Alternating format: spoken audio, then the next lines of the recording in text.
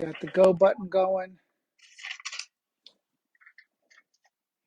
Well, hello everybody in Facebook land, um, and on Google Meeting land. It's our Bible class, which we're going to do here, and um, we're going to begin with a word of prayer. I've got like a Google Meeting going, and I also have Facebook Live, and we're going to look at Wesley's sermons, 4 sermons of John Wesley. And before we begin, you might want to have a copy of the message out. You can get that on the WordPress site, or you can get that offline, or you can just listen any way that you have it. The 4 sermons are organized as Wesley's. This is what he wants his preachers to speak about. This is what he wants them to. And it didn't come about. It came about very organically. That is, he had people who were already preaching as part of the Methodist Society, and he ended up bringing these messages at their request. In other words, a preacher would say, Reverend John, I need help with the message. And when he would do that, when he would give people admission, um, they would then take his sermon and the outline of his sermon, and then they would preach it. So these 4 sermons are the first 4 in what he called his 52 standard sermons. And I have to admit that this was one of the first draws I had to the Methodist Church. At the time, I didn't have a denomination, and I was kind of searching through that. It was a second-year seminary student, so I was a little late in the game, and I came across. We had to take the class Wesleyan theology, and taking the class, I thought, man, this is where I belong. This is home. A lot's changed. Over those period of years. And Julianne, watch what I do to you. Here we go. I'm just going to mute one of you, so you're going to be good with that, because she's coming in on 2 different transponders that I don't want to make. That's on the Google Meeting. So we're going to look at these 4 sermons, and we're going to try to put together and see where Wesley's coming from. And so the first message is called Salvation by Faith. And like I say, I'm also over on a Google Meeting platform, so I'll be going back and forth. And the product of this message from the Facebook feed, I'll put on YouTube as well, because I know you'll want to go ahead and listen to it again. You know, you're like, what joke did he tell? And that's a good thing for me to have to start with. It's the dad jokes. I'm going to start with one of those because I have I'm obliged to do so. So I'm opening up a can of dad jokes, and this one just random. So these are the 2. One of these I've said before. How do you make an octopus laugh with 10 tickles? I wonder how many viewers I'll lose. I wonder. Is I see Geyer. Geyer, if you're watching, man, it's been a long time. I can't wait to come visit you someday. You can show me what's what in Norway. And then this is another one that says, "Where do hamburgers go to dance?" The meatball. The meatball. They go to the meatball. So there you go. Staying on. So I'm talking John Wesley sermon here, and uh, salvation by faith. Now, if you've before we start, we're going to pray. God bless our time together, bless our study, and we're going to ask that you would be with us in the name of Christ. Amen. After we're done with our study, we're on the Google Meet. I'm going to share some things with you guys who are joining that I'm not necessarily going to launch out into Facebook land. And Dean Leach is driving by from Pittsburgh, and all I have to say is we had some good time in Tim Malone's Fiero. That's all I'm going to say about that. So sermon number 1, if you have it there, I'm not going to read it necessarily because that would be even more boring. But what I want to say is that when I look at this message, salvation by faith, we need something like this in a dramatic way. Because what I see here, I could not possibly have seen when I was a seminary student. Okay. The what Wesley has written here, I did read it. I have notes to prove it. I can show you my notes from that time. But now with a little wear on the tires, this particular message um, was delivered in 1738. This was 1 week or 2 weeks after his Aldersgate experience. That is, after his heart was strangely warmed and where he determined that he was finally in a position of salvation with God. And I don't want to make a lot of that because sometimes we make too much of our own personal experience of what we feel at a given time as opposed to what God says about us. Faith is trusting what God says about us, not necessarily having that tingly feeling all the time. Um, and so that's the first little point. But Wesley, for sure, had doubts in his heart about his own salvation. He came as a missionary to Savannah, Georgia. And as a missionary to Savannah, Georgia, he got into trouble because he thought he was going to marry this person. And of course, they had courtship. They didn't necessarily have dates. And doesn't she show up at his church married to another guy? So that's a good day. You know what I mean? Like that's a good day for you. You're like, oh, can't wait to marry her. And then all of a sudden, he was so upset he denied her communion. And just to let you know how things have progressed, in his denial of this lady for communion, he could have been executed. Oglethorpe had him removed from Georgia. He fled back to England. And so he was despondent and trying to find his place. And after finding his place a little bit, he comes on a boat with some these folks called the Moravian Brothers, and they say to him, "John, you lost it. You can't muster you can't earn your way to God. God can only grant it to you." And he said, "Where does this confidence come from?" And they say to him, "Preach it till you get it." That doesn't exactly work. I can tell you that. I've been preaching 1 million members for a long time. That's fun. That's a funny thing, right? I don't want a mega church. I know that. I wouldn't mind a little bit larger, pond to fish in every once in a while. You know what I mean? Like a few more heads in the house. But what I do know is this: Wesley, at this Aldersgate meeting, all of a sudden God gripped him at 8:45 in the evening at a Bible class. Someone picked up Martin Luther's message from Romans and they read it. So this message 2 weeks later is called Salvation by Faith, and it comes because of Luther's statement, you're saved by grace through faith alone. Wesley delivered this message in Oxford, highbrow. He was an Oxford educator. And so this is to the chapel there, and he goes ahead and shares the message. The message is broken down into 3 parts. The first part, why it's by grace. The second part, what kind of faith are we talking about? And the third part has to do with objections. Who's objecting to this kind of salvation by grace through faith? So those are the 3 components. If you're looking at your document, at your message, I'm going to start with the first part, walk us through it. So as I do, I'm going to mention paragraph numbers. The first paragraph, this is what I would not have recognized as a seminary student, just how essential, and I'm not saying it wasn't there for me, I'm just saying I didn't pay attention to it like I am now. And that is the essential character of grace.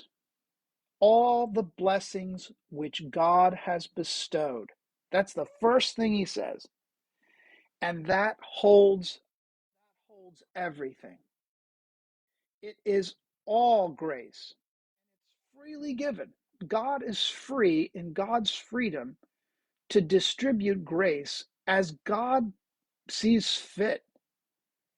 God doesn't ask you what to do with the grace. He doesn't ask you what to make of it. Instead, God dispenses with the grace freely. Now, that grace impacts the sinful man, sinful humanity. The volume of sermons I'm using doesn't have inclusive language, and that can be a little pain in the neck. But he says, what does sinful humanity have to offer to God? And the answer is nothing. We all come short. And then all of a sudden, Wesley suggests we fall short of that grace. And what's embedded here that you might miss is the notion that we understand that we fall short. That's something in our world where I think we need some help. It's not as apparent that we fall short of God's grace. Most people, in fact, think they deserve some kind of divine grace, at least if you're talking in the Western world. It's hard to convince somebody that they're in need of something that they can't provide for themselves. So he says that grace is the whole package. And so a sinful person can only find favor with God, paragraph 3, grace upon grace. And so he then has to ask, if it's by grace through faith, then the next part is what kind of faith is required. And he says that the requirement of faith, he lists, and this is not as satisfying. He talks about heathen faith, which he says is not the faith you want, but that's a faith that's actually gives assent to the things of God, the moral life, the virtuous life. I've been reflecting some about this, and I realize it makes me old, but we don't have any kind of collective virtue that's a cultural thing. It seems to me like we could use it, to the highest good, the expression of authentic love. But we don't have that. Whereas in John Wesley's day, you did. People were still trying to follow after the virtuous life. He said that's not enough. He said the faith of a devil, paragraph 2, in that second section there, and that even the devils believed in Jesus and recognized him. He said you don't need that kind of faith. And certainly paragraph 3, the kind of faith which the apostles may have had before, even before Jesus was crucified. So Wesley said, what kind of faith do we need? And this is how Wesley describes it. You need the faith that's like the apostles had after Jesus' death and resurrection. That's paragraph 5 on the next page. So that signals that the death and the resurrection for Wesley made all the difference. That God does something there that God has not done and cannot do in any other venue. And let me say, everything changes because of Jesus. My relationship to every other human person changes because Jesus exists. I don't get to evaluate human persons on my own merits. My evaluation of my brothers and sisters only takes place because of a unique relationship of the Father to the Son. This is what Wesley understands. Now, that's going beneath the surface of this message just a little bit. And even John Wesley probably would say, I need to probably relax and have some decaf. But nonetheless, the salvation and this faith, this is the notion that Christ has been raised from the dead by God. And therefore, God, the sacrifice that Jesus offers has been effective. One thing that Wesley will avoid is the falling into the trap of thinking of strictly speaking of God as a judge. If you notice, well, you won't get there yet. It's toward the end, but I'll talk about that. We move from the faith of a judge's declaration to a master to finally the Father, a Father. So he talks about this kind of salvation now, the salvation through faith. It's Roman numeral 2. And he says it implies something present, very important, present. One thing I've been doing a lot of work on recently is the notion of time. I have a whole theory about time, by the way, that I'd love to tell you about, but we don't have time. I'll tell you some other time about that, perhaps, but I just got done telling my kids at the dinner table about my adults at the dinner table about my notion of time. Paul had some thoughts about time too. And Wesley does not punt salvation into an ever distant future. It's not waiting to get your card stamped so you can get to heaven. Wesley did have a notion of what salvation meant, but for him, it is present. That is, it's something that we experience we participate in it, we partake in it even now. And whatever else is implied with this salvation, he says we're saved from sin. Little number 2 here on this page, top of page 5. And he talks about the sin. He also says we're free from the guilt that sin gives. So Wesley does have this idea that the human being can experience something of God in the form of freedom from sin and freedom from the guilt that sin provides. So he says that, and then on the next page, number 4, also saved from fear. On Sunday, I said so many churches have an ethos of threat. And what I mean is, we always have to, there's a threat of culture. We don't want to get enmeshed in culture wars. There's the threat of eternal damnation. We don't want to be caught up in the spokes of God's bicycle. There is the threat of not doing enough for God, that somehow we're going to fall short. And my thing is, the ethos of fear and threat does nothing to help me recognize the joyful expression of grace that God provides. And Wesley says that here, he says, we have been saved from the fear of the potential admonition. And this is where he said, in the middle of paragraph 4 there, we cry out, Abba, Father. And so we're no longer experiencing this as criminals in a judge's court, but rather God the Father has done something for us. So we're saved. Now here's where Wesley gets into trouble. Are you ready? It's number 5 on what is called page 6. We're saved from the power of sin. And this is where Wesley makes all of his enemies. And this is where Wesley engages us for the rest of this message. For it is the power of sin that Wesley says is broken by the faith of the resurrected Christ.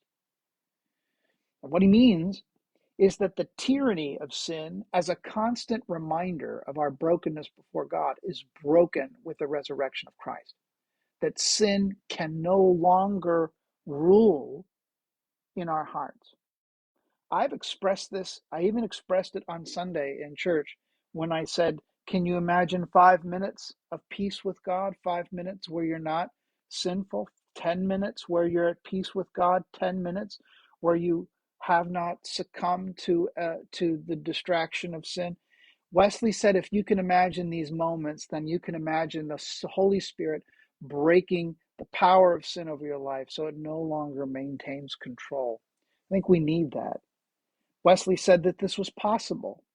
He never said that there wasn't a challenge, but he said he says in paragraph 6, that is by faith born of God sins not. The person that is by faith born of God does not sin by any habitual sin. And this is where Wesley gets into trouble with people who are like, well, John, come on, we're all gonna sin. We like to sin it up.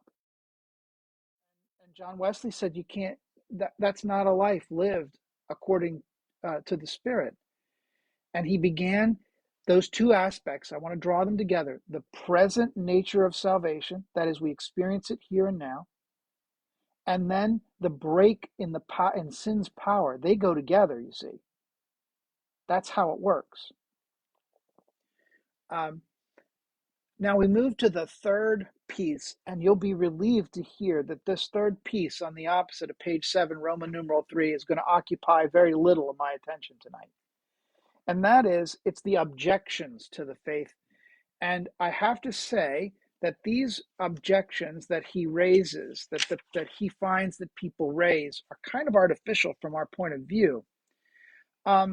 Some people say that he says they raise an objection because people will get prideful and arrogant about their not sinning. And Wesley said, really, we're always going to remember that we're saved by grace through faith. We're not going to elevate our own esteem. He says, he said, you shouldn't preach good works. That's another objection. You shouldn't preach good works. Why? It leads you to popery. Wesley you have to put him in his 18th century. And in the 18th century, no one was a big fan of the Pope. And the caricature of Roman Catholicism in the 18th century England was that Catholicism was not a faith at all, but a system of do's and don'ts. And so to slip into what Wesley calls on the opposite, page 9, number 8, is to slip into popery. And that is not potpourri. Potpourri smells nice. You burn it a little, the potpourri is when you're angry because the guy in Rome says stuff that irritates you. So that's a different. We just want to point that out. So he goes through the message here, and he at the end of it, he says that this kind of faith is what we really need to be exposed to. His benediction. I want to read this part. This part, it's on the opposite, on page 10, the very last page. And the version I have preserves Wesley's language. Wesley read all this stuff out. He wrote all this stuff out. This is what I've been doing in the pandemic. What a pain in the neck to write out your message. So here's what he says. This is the promise. He says in the bottom of that last paragraph, he says, "Go forth then, thou little child, that believest in him, and his right hand shall teach thee terrible things." That means awesome things, not things of terror. "Though thou art helpless and weak as an infant of days, the strong man shall not be able to stand before thee. Thou shalt prevail over him and subdue him and overthrow him and trample him under thy feet.